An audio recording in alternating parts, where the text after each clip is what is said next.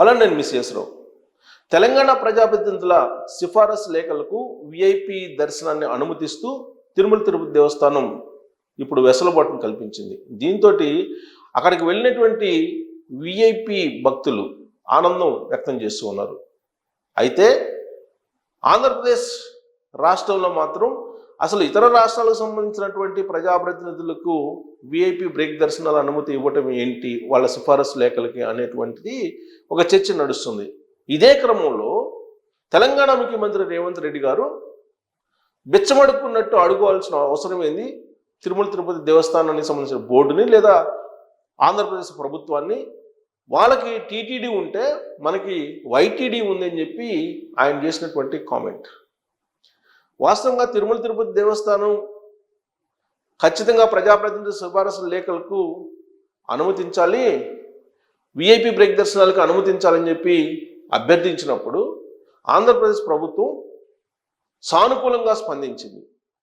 ప్రతి సోమవారం మంగళవారం ఆంధ్రప్రదేశ్లో ఉండేటువంటి ప్రజాప్రతినిధులను కాదని తెలంగాణలో ఉండేటువంటి ప్రజాప్రతినిధుల సిఫారసు లేఖలకు అనుమతిస్తూ సిఫారసు చేసిన మేరకు విఐపి దర్శనాలను అనుమతిస్తూ ఉంది. అది కూడా ఇవాళ నుంచి అంటే మండే నుంచి ప్రారంభించింది. సోమ మంగళవారాల్లో తెలంగాణ ప్రజాప్రతినిధుల సిఫారసు లేఖల మేరకు విఐపి బ్రేక్ దర్శనాలు ఇస్తూ ఉన్నారు. అలాగే బుధ గురువారాల్లో 300 రూపాయల స్పెషల్ దర్శనాలకి అనుమతిస్తూ నిర్ణయం కూడా తీసుకున్నారు. ఈ వెసులుబాటును కల్పిస్తూ నిర్ణయం తీసుకోవడానికి కొంత గ్యాప్ వచ్చింది. దానికి కారణం ఏంటంటే ప్రతిరోజు భక్తుల సంఖ్య పెరుగుతూ ఉంది. అక్కడ విఐపి బ్రేక్ దర్శనాలను అడ్జస్ట్ చేయడానికి ప్రాబ్లం వచ్చింది. ఆంధ్రప్రదేశ్ ప్రజాప్రతినిధులు సిఫారసు లేఖలకు బ్రేక్ దర్శనాలు ఇస్తూ ఉన్నారు. అవే కొన్ని వేలు ఉన్నాయి. దానికి అదనంగా ఇప్పుడు తెలంగాణ ప్రజాప్రతినిధుల సిఫారసు లేఖలు కూడా కలిస్తే విఐపి దర్శనాలు తప్ప మామూలు వాళ్ళకి దర్శనం ఉండేటువంటి ఛాన్సెస్ లేదు కూడా. అందుకని కొంత టైం తీసుకొని దాని మీద కసరత్తు చేసి ఆంధ్రప్రదేశ్ ప్రజాప్రతినిధులు ఇచ్చేటువంటి సిఫారసు లేఖలకు తగ్గించి కుదించి బ్రేక్ దర్శనాలని తెలంగాణ ప్రజాప్రతినిధుల లేఖలకు విఐపి బ్రేక్ దర్శనాల వెసులుబాటు కల్పించారు. ఈ లోపుగానే తెలంగాణ ముఖ్యమంత్రి రేవంత్ రెడ్డి గారు బిచ్చమడుక్కున్నట్టు అడుక్కునేది ఏంది ఆంధ్రప్రదేశ్ని, మనకు వైటీడీ ఉంది, మనం వైటీడీని డెవలప్ చేసుకుందాం అనేటువంటి పిలుపునిచ్చారు. మరి స్వచ్ఛందంగా ఇప్పుడు విఐపి బ్రేక్ దర్శనాల్ని ఇచ్చినటువంటి అనుమతిని వెనక్కి తీసుకుంటారా? తెలంగాణ ముఖ్యమంత్రి రేవంత్ రెడ్డి గారు మాత్రం బిచ్చం మేము అడుక్కోం అని చెప్పి అంటున్నారు. అంటే దాన్ని ఒక హక్కుగా భావిస్తున్నారు. తిరుమల తిరుపతి దేవస్థానం బ్రేక్ దర్శనాల్ని తెలంగాణ ప్రజాప్రతినిధులు ఒక హక్కుగా భావిస్తున్నారు. ఇది కంటిన్యూ అయితే రాబోయేటువంటి రోజుల్లో తిరుమల తిరుపతి దేవస్థానం మీద భాగస్వామ్యం కోరుకునేటువంటి అవకాశం కూడా లేకపోలేదు. 2024 జూన్ 2 వరకు ఉమ్మడి రాజధానిగా హైదరాబాద్ ఉంది కాబట్టి, రెండు రాష్ట్రాలు భౌగోళికంగా విడిపోయినప్పటికీ ఉమ్మడి రాజధానిగా ఉంది కాబట్టి విభజన చట్టం ప్రకారం ఇచ్చిపుచ్చుకునేటువంటి ధోరణి నడిచింది. ఎప్పుడైతే 2024 జూన్ 2 వచ్చిందో ఆ రోజునే హైదరాబాద్తో మీకు సంబంధం లేదు, మీరు వెళ్ళిపోండి అని చెప్పారు ఆంధ్రప్రదేశ్ ప్రభుత్వానికి. ఆ మేరకు వెళ్ళిపోయారు. ఆ రాష్ట్రానికి సంబంధించిన ప్రభుత్వం ఆ రాష్ట్రానికి సంబంధించిన ఏర్పాట్లు చేసుకుంటూ ఉంది. మరి తిరుమల తిరుపతి దేవస్థానం మీద హక్కు కావాలి అని అంటే ఎలా వస్తుంది అనేటువంటి ప్రశ్న ఇప్పుడు ఉత్పన్నమవుతుంది. పైగా తెలంగాణ ప్రజాప్రతినిధులకి సిఫారసు లెటర్లకి విఐపి బ్రేక్ దర్శనాలు ఇచ్చిన తర్వాత, అమలు చేస్తూ జీవో ఇచ్చిన తర్వాత ఆ జీవోని బేస్ చేసుకొని తమిళనాడు ప్రభుత్వం, కర్ణాటక ప్రభుత్వం, కేరళ ప్రభుత్వం పోటీపడి ఇప్పుడు డిమాండ్ చేస్తుంది. ఒకవేళ తిరుమల తిరుపతి దేవస్థానం ఆ రాష్ట్రాలకు కనుక విఐపి బ్రేక్ దర్శనాలకు వెసులుబాటు కల్పించకపోతే కోర్టులో వేసేందుకు కూడా సిద్ధమవుతున్నారు. ఇది అఫీషియల్ న్యూస్. ఎందుకనంటే రాబోయేదంతా ఎలక్షన్ సీజన్ తమిళనాడులో. మరి తెలంగాణ ప్రభుత్వం అడిగితే బ్రేక్ దర్శనాలు ఇచ్చారు కదా ప్రజాప్రతినిధులకి, సిఫారసు లేఖలకి, మరి మీరెందుకు అడగట్లేదు అనేటువంటి ఒక ఒత్తిడి తెలంగాణ ప్రజల నుంచి ఏ విధంగా అయితే వచ్చిందో తమిళనాడు ప్రజల నుంచి కూడా అలానే వస్తుంది. అందుకే స్టాలిన్ ఒక లెటర్ రాయబోతున్నారు.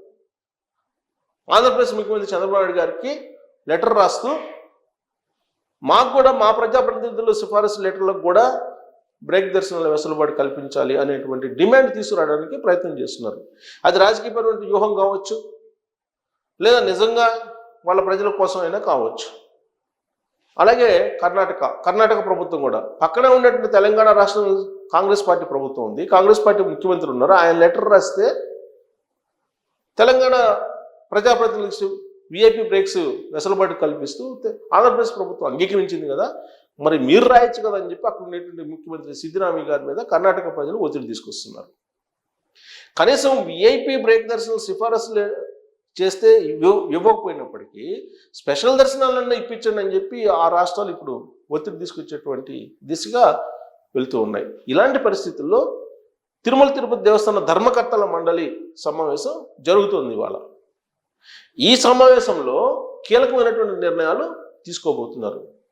ఏంటి ఆ నిర్ణయాలు అని అంటే, ప్రతి గ్రామంలో కూడా ఆంధ్రప్రదేశ్లో వెంకటేశ్వర స్వామి టెంపుల్ ఉండాలి, దానికి అయ్యేటువంటి ఖర్చులకు ఒక ప్రత్యేకమైన ట్రస్ట్ని ఏర్పాటు చేసి విరాళాలు సేకరించాలి అనేటువంటిది ఒక తీర్మానం. అంతేకాదు ఆయా రాష్ట్ర రాజధానుల్లో తిరుమల తిరుపతి దేవస్థానానికి సంబంధించినటువంటి నమూనా ఏ విధంగా ఉందో ఆ నమూనాతోటి వెంకటేశ్వర స్వామి ఆలయాన్ని నిర్మించాలి అనేటువంటి ఇంకొక ప్రతిపాదన. వీటికి అంగీకరించింది తిరుమల తిరుపతి దేవస్థానం ధర్మకర్తల మండలి అనేది ఒక న్యూస్. మరొక అంశం ఏంటంటే, ఇప్పటి వరకు ప్రైవేట్ బ్యాంకుల్లో కూడా తిరుమల తిరుపతి దేవస్థానానికి సంబంధించినటువంటి ఫండ్స్ డిపాజిట్ చేశారు. సాధారణంగా ప్రభుత్వాలు మారగానే ఆ ఫండ్స్ని మారుస్తూ ఉన్నారు. అంతకుముందు అంతా కూడా జాతీయ బ్యాంకుల్లోనే డిపాజిట్ అయ్యి ఉండేవి నిధులన్నీ కూడా తిరుమల తిరుపతి దేవస్థానానికి సంబంధించినవి. కానీ జగన్మోహన్ రెడ్డి గారు అధికారంలోకి వచ్చిన తర్వాత ప్రైవేట్ బ్యాంకుల్లో డిపాజిట్ కూడా వెసులుబాటు కల్పించిన కారణంగా కొన్ని ప్రైవేట్ బ్యాంకుల్లో కూడా తిరుమల తిరుపతి దేవస్థానానికి సంబంధించినటువంటి నిధులు డిపాజిట్ చేశారు.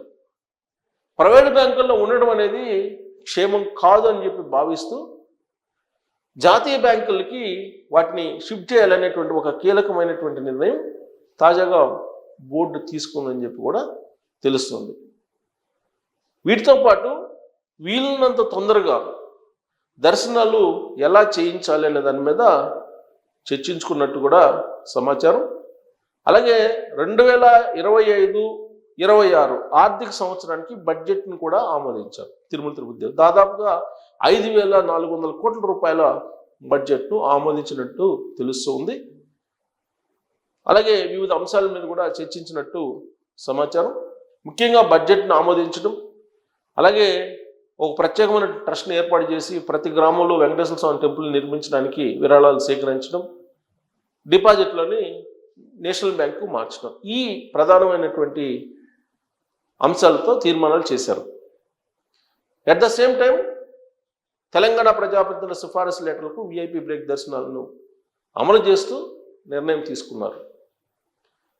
మిగిలిన రాష్ట్రాల పరిస్థితి ఏంటి అనే దాని మీద కూడా చర్చించుకుంటున్నారు. మరి రాబోయేటువంటి రోజుల్లో మరి ఈ డిమాండ్స్ ఇటువైపు టర్న్ అవుతాయో చూడాలి. బట్ రేవంత్ రెడ్డి గారు ఎప్పుడైతే మేము బిచ్చకాలం కాదు మేము అడుక్కోవడానికి అని చెప్పి అన్నారో, ఆ మరుక్షణం నుంచి దాన్ని ఒక హక్కు కింద తెలంగాణ ముఖ్యమంత్రి భావిస్తున్నారు. తెలంగాణ సమాజానికి కూడా అదే మెసేజ్ ఆయన పంపించాడని చెప్పి ఆయన వ్యాఖ్యల్లో అర్థమవుతుంది. ఆ వ్యాఖ్యలను తీసుకున్నటువంటి ఆంధ్రప్రదేశ్ తిరుమల తిరుపతి దేవస్థానం భక్తులు కూడా వాళ్ళకు హక్కు కల్పిస్తున్నారు అనేటువంటి అభిప్రాయం కూడా ఇప్పుడు వస్తున్నటువంటి క్రమంలో మరి చంద్రబాబు గారు దీన్ని ఎలా తీసుకుంటారు, దానికి ఎలా పరిష్కరిస్తారో, ఇలాంటి అభిప్రాయాన్ని రావడం హక్కుగా భావిస్తున్నారు కాబట్టి ఇలాంటి అభిప్రాయాన్ని ఏ విధంగా సమర్థించుకుంటారు అక్కడ ఉన్నటువంటి పాలకులు అనేది మనం చూడాలి. Thank you.